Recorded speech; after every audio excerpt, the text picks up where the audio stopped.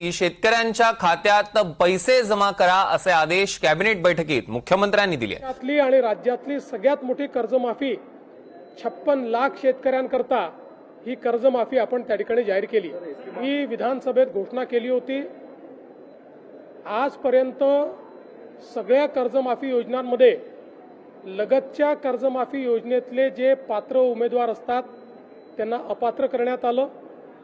यावेळी आम्ही त्यांनाही 50,000पर्यंत पात्र करण्याचा निर्णय घेतला होता, पहिल्यांदा खास बाब म्हणून।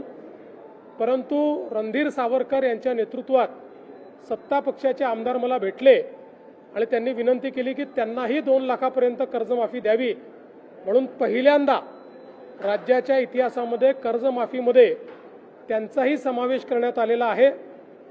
मुळामध्ये दुसरी जी अट होती की 26-27चेही पैसे भरले तर प्रोत्साहनपर पैसे मिळतील, ती 26-27ची अट जी आहे ती आपण काढून टाकलेली आहे।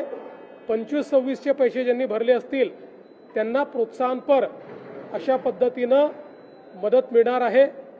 यामुळे काही शेतकरी जे अपात्र झाले असते ते सगळे पात्र झालेले आहेत आणि मला असं वाटतं आता देशातली आणि राज्यातली सगळ्यात मोठी कर्जमाफी 56 लाख शेतकऱ्यांकरता ही कर्जमाफी आपण त्या ठिकाणी जाहीर केली।